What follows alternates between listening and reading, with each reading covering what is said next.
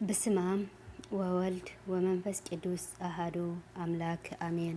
በስመ አብ ወወልድ ወመንፈስ ቅዱስ አሐዱ አምላክ አሜን። በስመ አብ ወወልድ ወመንፈስ ቅዱስ አሐዱ አምላክ አሜን።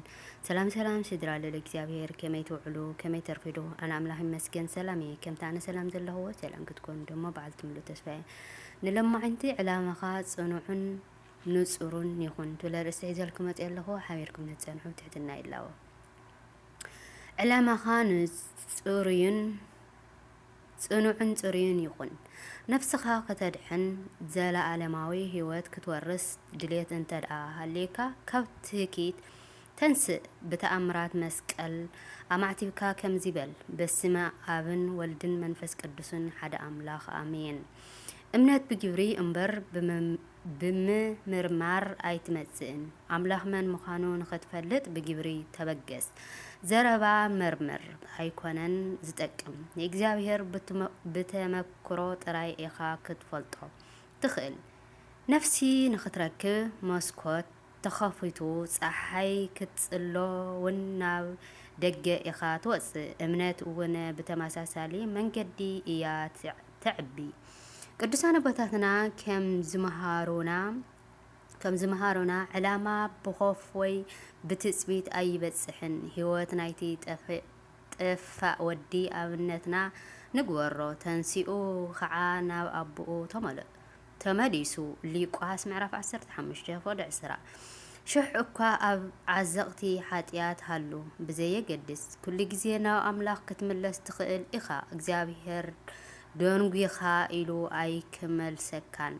አብርሃም ክጽዋዕ እንከሎ ወዲ 75 እዩ ነይሩ። እቶም ኣብ 11 ሰዓት ዝመጹ ሸቃሎ ማዕረ እቶም ኣብ ቀዳመይቲ ሰዓት ዝመጹ ሸቃሎ ተኸፊልዎም።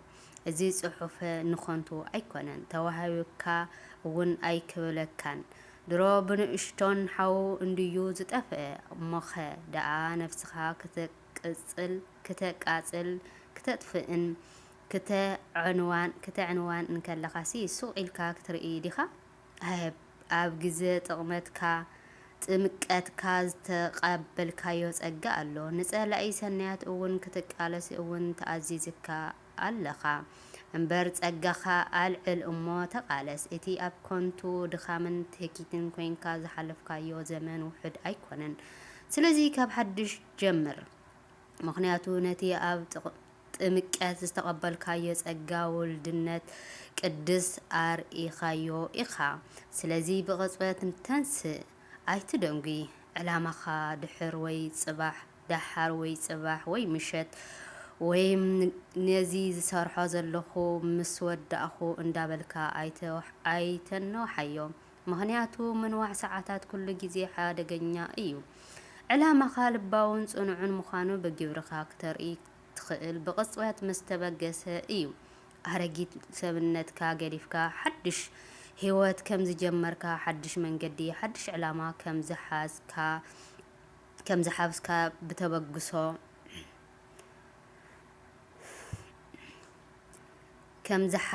ዝሓብስካ ብተበግሶ ኣርኢ እምበኣር ተበገስ ኣይትፍራሕ።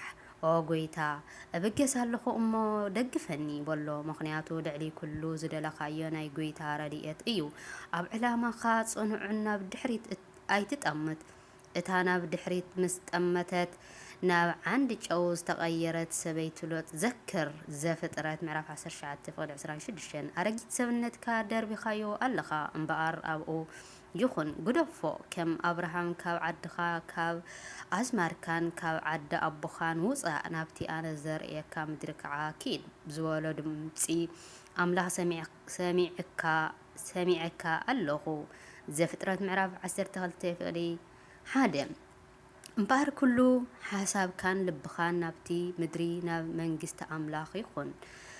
ውልቃዊ ሓይልኻ ኣይክጠቕመካን። ቅድሚ ቀዳድም ነዚ ዘክር። ኣብ ዝኾነ ኣጋጣሚ ኣብ ናይ ገዛ ርእስኻ ሓይሊ ኣይትመርኮስ። ቅዱሳን ኣቦታት ብሓደ ቃል ዝመኸሩና ነዚ እዩ። ኣብ ቅድሚኻ ዘሎ ኩናት ብርቱዕ እዩ። ስለዚ ስጋዊ ሓይልኻ ዋላ ሓንቲ ኣይክገብረልካን። ኣወልቃዊ ሓይልኻ እንድሕር ትመካሕ ኮይንካ ብዙሕ ግዜ ክትወድቕ ኢኻ። ነዚ ህይወት እውን ኣይክትጸልኦን። እቲ ዝደለኻዮ ዓወት ብርቱዕን እግዚኣብሔር ጥራይ ክህበካ ዝኽእል እዩ። ኣብ ውልቃዊ ሓይልኻ ንኸይትውከል ውስን ብዙሓትን ነዚ ውሳኔ ብዘይምውሳን ወዲቖም ኣለዉ። ነዚ ሓሳብ ክትስዕሮ ይግባእ። እንድሕር ዘይስዒርካዮ ናብ ቅድሚት ክትስጉም ኣይክትክእልን።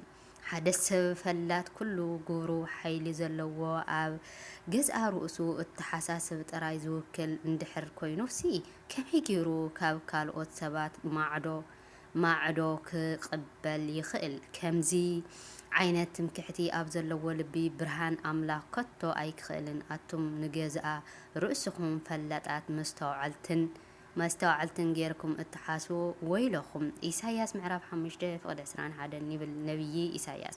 ቅዱስ ጳውሎስ እውን ደጊሙ ከምዚ ይብለና፣ ኣይትተዓበዩ ፍልጠት ኢና ፈላጣት ኢና ኢልኩም ኣይትመክሑ።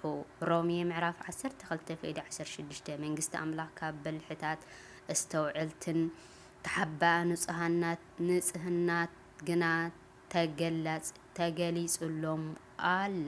ትግለጸሎም ኣላ። ማቴዎስ ምዕራፍ 11:25 ስለዚ ኣብ ልብና ዘሎ ትምክሕቲ ነውፅኣዮ፣ ኣብ ገዝኣ ርእስና ትውክልቲ ብምግባር ዝነበረ ኣካይዳ ንግደፎ። እዚ ነገር ኣብ ገለ ኩነታት ኣዝዩ ዓሚቕ ስለ ዝኾነ ክሳዕ ክንደይ ከም ዘሸግረና እውን ኣይንፈልጦን። ማለት ኣብ ህይወትና ገለ ሰባት እዚ ሓሳብ ኣዝዩ ሱር ሰዲዱ ንረኽቦ። ከምኡ ስለ ዝኾነ እውን ህይወት ናይቶም ሰባት ኣዝዩ ብዙሕ ሕልኽላኻት ኣለውዎ። ኣብ ህይወትና ዝገሃድ ዘሎ ዝተፈላለዩ ሽግር ናይ ነፍስን ስጋን መከራን ኩሉ ጭንቀት ሽግር ካብ ምንታይ ድዩ ዝብገስ ዘሎ? ካብቲ ኣብ ህይወትና ዘሎ ስሱዕ ትምክሕቲ ገዛ ርእስኻ ጥራይ ከም ምፍታው ኣብ ውልቃዊ ሓይልና ጥራይ ንውክል ስለ ዘለና እንድዩ? እስኪ ናብ ህይወትካ ምልስ ኢልካ ጠምት። መዓልታዊ ገዛ ርእስኻ ጥራይ ክትዕግብ እንዲኻ ተጸሚድካ ትውዕል? ገዛ ስጋኻ ጥራይ ስለ እትፈትዋ እውን ኩሉ ግዜ እሱር ኢኻ። ካብ ንግሆ ክሳብ ምሸት እሱር ስጋ ኢኻ። ንግሆ ትትስእ እሞ ሕጂ ከምዚ ክሰቲ እየ፣ መሊሰ ከምዚ ክሰርሕ እየ፣ ከምዚ እውን ክበልዕ እየ፣ ከምዚ እውን ከንብብ እየ ትብል። ረአዮ እሞ ሙሉእ ግዜኻ ብዛዕባ ስጋኻ ጥራይ ክትሓስብ ትሕልፎ። ነገራት ከምቲ ዝሓሰብካዮ መሰ ዘይሳለጠካ እውን ኣሲኻ ትሓርቕን ትቁጣዕን። ውሽጥኻ ኣጸቢቕካ መርምር። ከምኡ ጸገም ከም ዘለካ ክትርዳእ ኢኻ። ሰባት ክቃወሙኻ እንከለው ተሓርቕ እንዲኻ።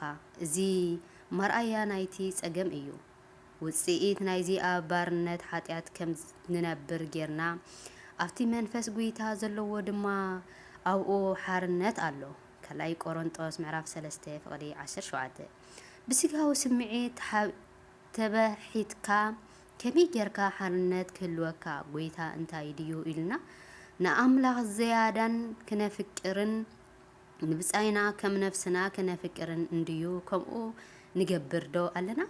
ብንጹር ሓሳብና ብውልቃዊ ጉዳይና እንዲና ተባሒቱ ዝውዓል።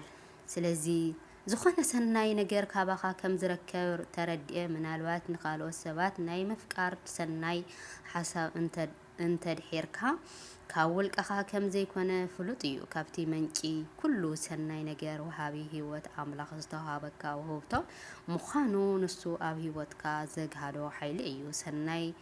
ሰናይ ነገር ናይ ምግባር ሓይሊ እውን ብናይ ውልቀኻ ክእለስ ዝሳለጥ ዘይኮነስ ውህብቶ ስሉስ ቅዱስ እዩ። አሜን። ወስብሐት ለእግዚአብሔር ወለወላዲቱ ድንግል ወለመስቀሉ ክቡር። ንዘንጠብጠብክዎ ብኣፈ ትጉሃን መላእክቲ ተኣረመለይ።